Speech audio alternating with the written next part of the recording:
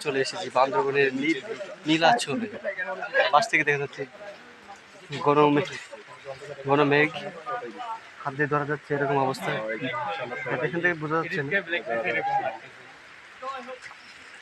বৃষ্টির দিন হওয়াতে লোকজন অনেক কম। এই যে আমার মামা শাহিন। আজকের স্পটটা খুব শান্তিপূর্ণ লাগতেছে, মানুষ কম থাকাতে চমৎকার দেখা যাচ্ছে।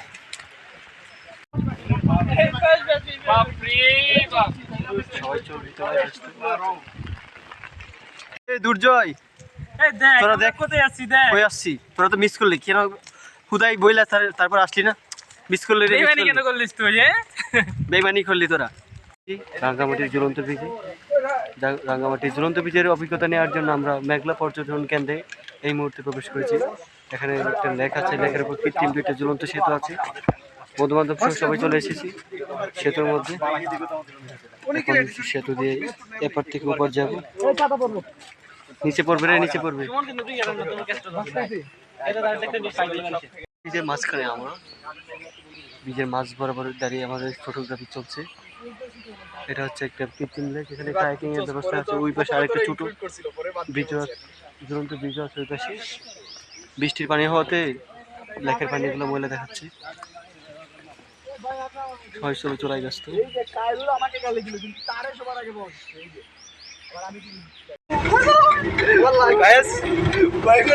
দেখো আমরা আছি এখন কেবল কারে।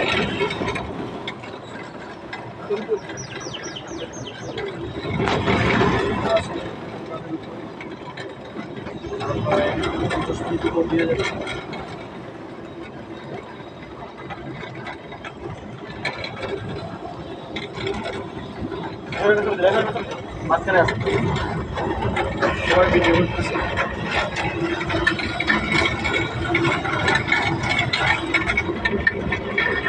এখন ভিডিও কাপড় ছবি তোলা হবে।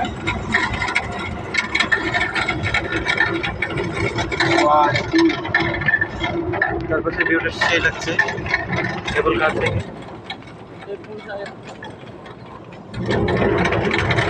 কেবল কারের শেষ প্রান্ত।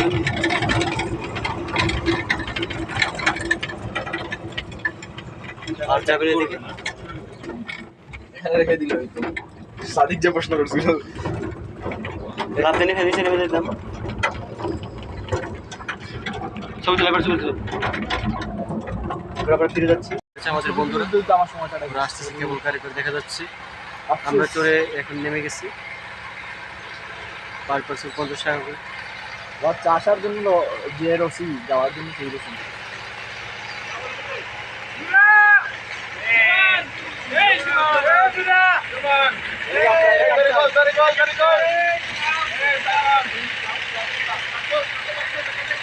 ঘুরে চলে এসেছে বন্ধুরা, কেবল কারের এক্সপিরিয়েন্স শেষ।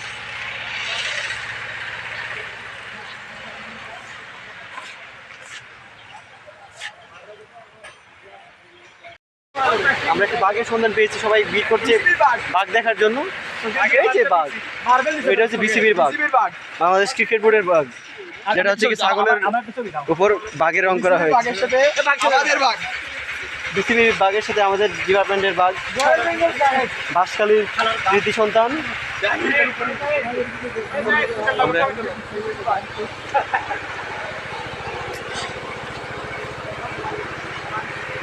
দেখুন এক মামু হরিণ মেরে নিয়ে আসছে, হাতে হাতে ধরে ফেলেছে, মূর্তি বানিয়ে দিয়েছে।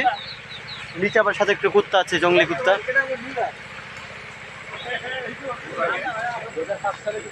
মামু তোর সঙ্গে এটা? হ্যাঁ, আমার বন্ধু এবং তার হচ্ছে তার বান্ধবী, বয়ফ্রেন্ড গার্লফ্রেন্ড আছে।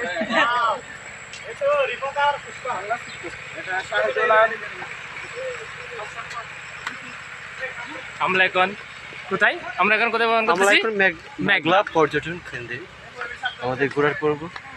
এক পাশ ঘুরে আসলাম, অন্য দিক দিয়ে ঘুরে বেরিয়ে যাবো। এখানে একটা ফলক দেখা যাচ্ছে। ফলদ উদ্যান? কোথায় ফলদ উদ্যান? খাওয়ার জন্য কই? উঁচু উঁচু গাছ এবং পাহাড়, পরিবেশটা চমৎকার, না আসলে এখানে বোঝাই যাবে না। আমি বুঝি না ভাই এখানে পলাশ আসতে হবে কেমনে এখান থেকে চট্টগ্রাম নিয়ে যাক কি পরিমাণ যাতায়াত লাগবে খরচ পরিবহন খরচ অত্যধিক বেশি পরিবহন খরচ এখানে তো দুর্গম না এখানে তো দাম ওই এই স্থানীয় অবস্থা এখানে তুই খাবি কেমনে এখানে মানুষ দেখ নিচে খায় না পাহাড়ের বিশাল বড় বড় পাথরের মতো পাহাড়ের পাথরের ডিরেক্ট পাহাড়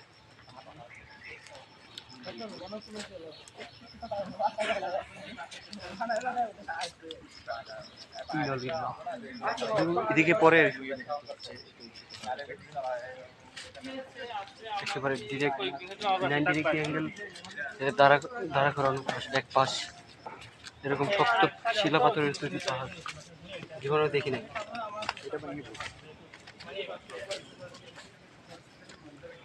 এই পাহাড়গুলো আমার পৃথিবীর মুভমেন্ট আপনার এসে দিচ্ছে তৈরি হয় স্তর তৈরি হয়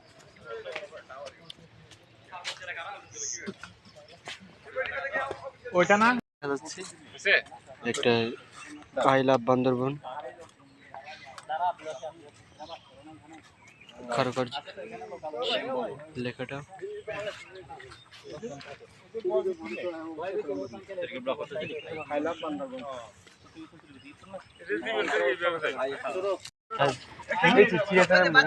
ছোট ছোট বাচ্চা এই যে দেখো এই যে হরিণের বাচ্চাগুলা শুয়ে আছে দেশে কি হচ্ছে কোনো কষ্ট নেই ওদের ঠিক আছে দেখো যে কোটা বিরুদ্ধে আন্দোলন হচ্ছে এরা ঘুমিয়ে আছে বাসায় এখানে ঘুমিয়ে আছে এটা আন্দোলন নাই ফেসবুকে শেয়ার নাই কিছু তো নাই কারণ কি এরা হচ্ছে কি মুক্তিযুদ্ধ নাতি ঠিক আছে নি শুয়ে বাচ্চা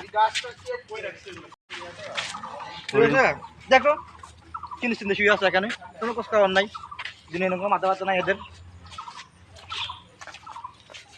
হরিণের বাচ্চাগুলো আর মতো কিছু এগুলার মতো কিছু বাচ্চা আমাদের দেশে আছে যেগুলা মুক্তিযুদ্ধের নাতি এগুলো হচ্ছে হরিণের বাচ্চা চেয়েও আবার শুয়ারের বাচ্চা আর কি বুঝো না এগুলা একটু আগে আমরা দেখেছিলাম একটা শুয়োর রাস্তার উপর দিয়ে আসছিল ওগুলোর সেম অবস্থা কি সুন্দরভাবে বাচ্চাগুলো ঘুমাচ্ছে তোর বন্ধু আমার বন্ধু এখানে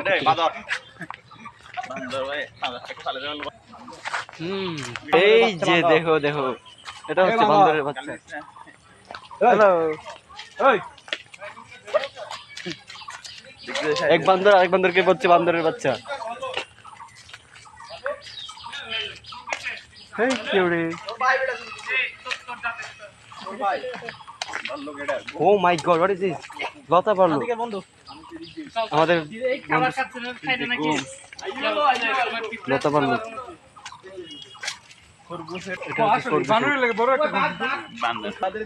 আমরা দেখতে পাচ্ছি royal Bengal cat royal Bengal cat this is the আর ফুট করে অ্যাটাক করবে রয়্যাল বেঙ্গল ক্যাট আমাদের প্রিয় ভালুকের একটি oh no how dangerous he looks to us ক্যামেরার জন্য বুঝতে পারছি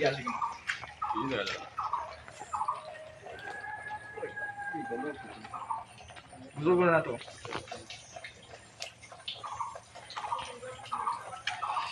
গাড়িতে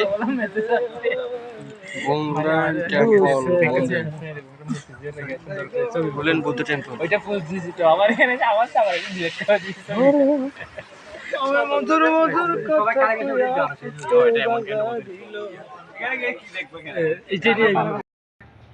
এই হচ্ছে ভাল্লুক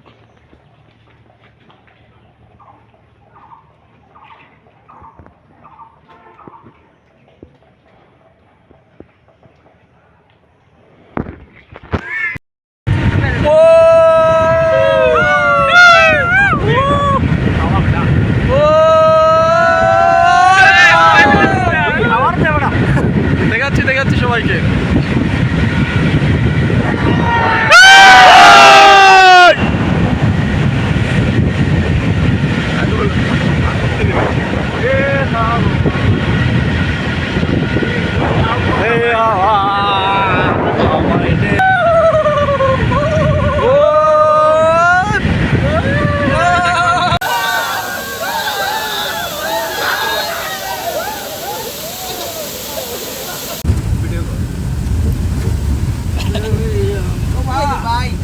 সব পোস্ট আমার দে পুরি চালা দে করবি না যাবে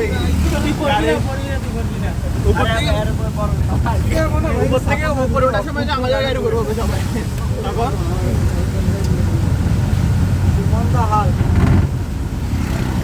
ক্যামেরাতে তো ক্যামেরা থেকে ছবি সুন্দর লাগছে